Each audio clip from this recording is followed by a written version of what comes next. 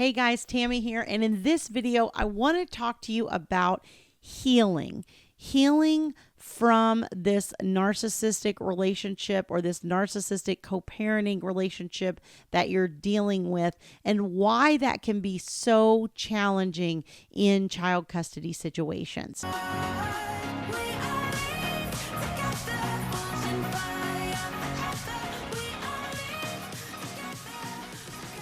If you like this video, don't forget to hit like and also subscribe to the channel so you get notified as new videos are released. The issue with healing from these types of narcissistic relationships is if you had a child with this person, they don't totally go away, right? So if you experience some trauma as a child or as an adult or whatever, usually at some point that trauma ends and then you can move on and start to heal. The difficult thing about trauma from these types of relationships is if you've had a child with this person, you're still having to co-parent with this person. And let's face it, the court expects us to get along. The court expects us to cooperate. The court expects us to do all kinds of things that feel impossible with this type of high conflict person. And so one of the places that we have to start in the very beginning is those boundaries. Now, again, I did a video specifically on boundaries a couple days ago. If you haven't watched that, go back and watch it because I really dug deep on that issue. But the boundaries become so very important because you have to create that space, that safe space, I was about to say. You have to create that space for yourself in order for you to even have the ability to begin to do the work that's required for you to heal. If you don't have that space, if you don't have that buffer, and you're having this constant bombardment from the other person and having to have this constant interaction, then your healing becomes near impossible.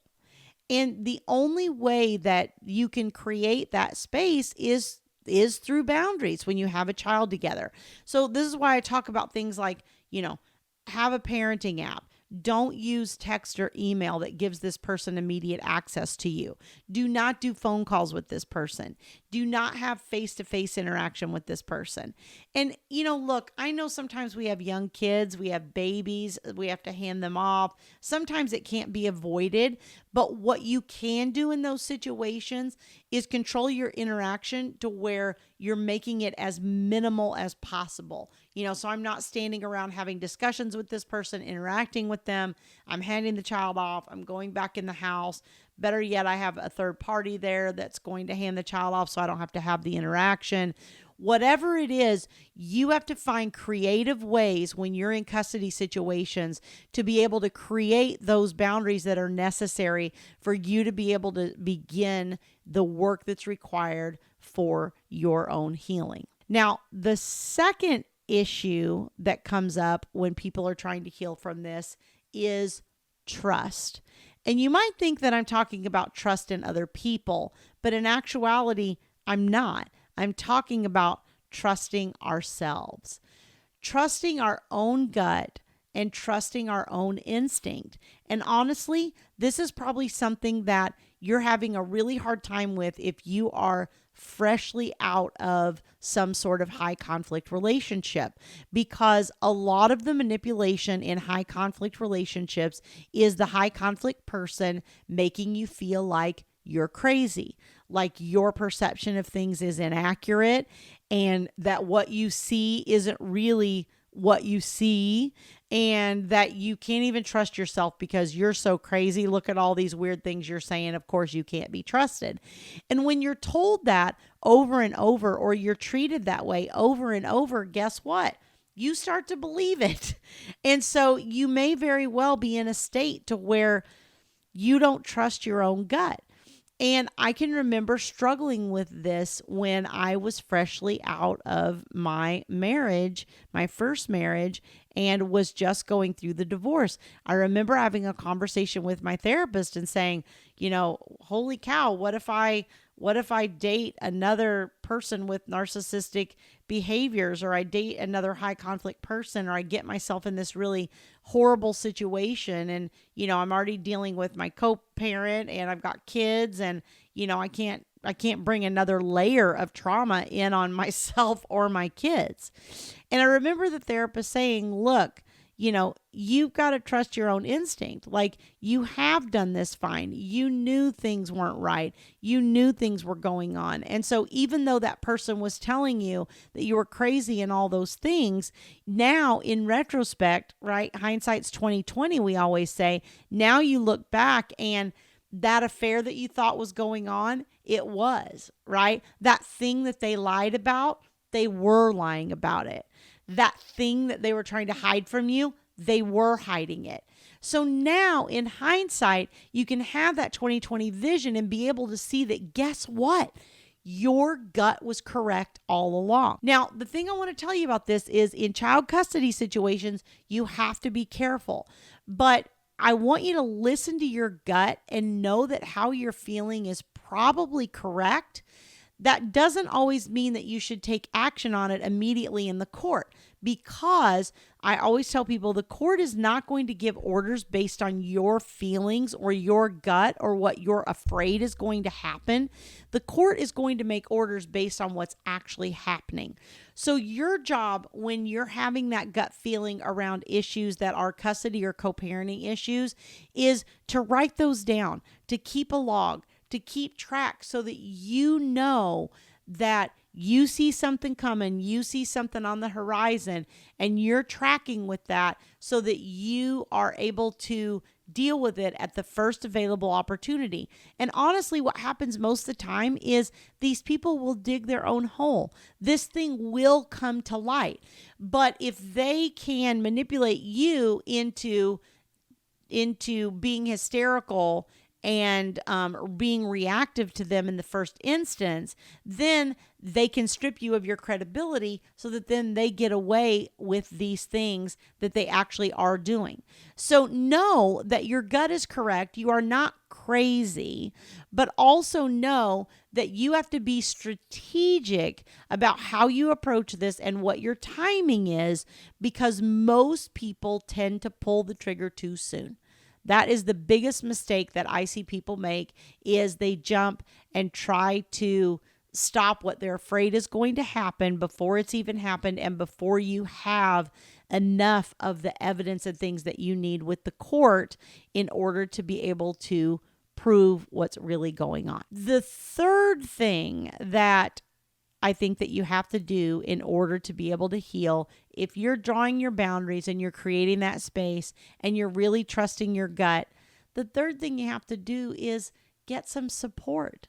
Surround yourself with other people that are going through similar things, people that are going through these types of co-parenting issues, people that are going through these types of, high conflict relationships that they're trying to break free from and heal from and learn not to repeat those patterns. It is so healing to be with people that get it. Have you had the experience of sharing with a friend or a family member or something, some experience that you've had with your ex, and they're kind of like, wow, that doesn't really sound like them at all. Or, wow, I'm really surprised by that behavior. Or, really, he seems like such a nice guy. That was one of the things that was always said to me. And I always felt like saying to people, well, you don't live with him. You're not experiencing what I'm experiencing. But, it again, that can be one of those things that can be crazy making, because you're like, am I really seeing this for what it is? Yes, let me tell you that you are. Let me tell you that I've got group coaching clients and one-on-one coaching clients, moms and dads. And I'm telling you, yes, you are correct. This is really what you're seeing. And when you start to get in with other moms and dads who are going through the same type of thing, and my groups are separated. I have the moms together and the dads together, but I do have group programs for both moms and dads. And so when you start to get around other people who are dealing with these same things and they start sharing their story, you start going, oh my goodness, yes. Oh my goodness, that's what I'm going through too. And then what happens is you can start to share best practices. Well, what worked for you? Did this help you in court? Did this help you deal with this person? Did this help you create peace in your life? Because there's always going to be people that are further down the road than you. And there's always going to be people that are newer to this than you that you can contribute to and help. That brings me to our fourth piece of healing from these types of relationships. And I'm going to read you a quote from Gloria Steinem to make sure I get it correctly. This popped up on my Facebook page this past week. And so if you're the person that shared it, because I think that person is a listener of the podcast, then thank you. You'll know it's you, and thank you for contributing to my content. But this really is what gave me some of the ideas for this particular video. But there's a quote from Gloria Steinem that says, "The final stage of healing is using what happens to you to help other people heal." So using your own life experiences that were negative experiences to help other people heal. And you guys have heard me say this over and over again, that if what I'm doing helps one person get out of their situation or heal or be a better parent to their child or learn to co-parent better so that the impact on the child is less, then it starts to make what I went through have meaning or have value, because I didn't just suffer this thing to suffer this thing, right? I suffered this relationship and this experience and this difficulty so that I can then help and contribute and avoid other people having to experience the same suffering. You know, it's like with Thomas and losing him a few weeks ago. One of the things I've done is try to surround myself with support from my family, which has been great, but also support from other people who have had this experience, other people who have lost spouses, people who are further down the road than me, people who are not as far down the road from me.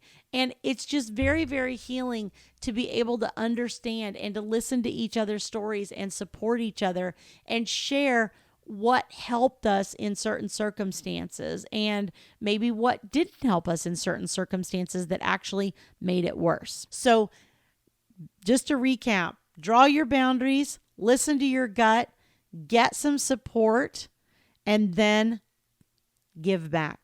Find a way to use what you've learned from this experience to help other people around you. And that's really where we start to pay it forward and make a difference. If you'd like to learn more about my coaching services, you can go to divorceuniversityonline.com/VIP-coaching. On that page, there's a link where you can book a free strategy session with me. And I'd love to learn more about your experience and how I might be able to support you. I'll see you all in the next video. Fueled by them to see the horizon, turn us to thousands.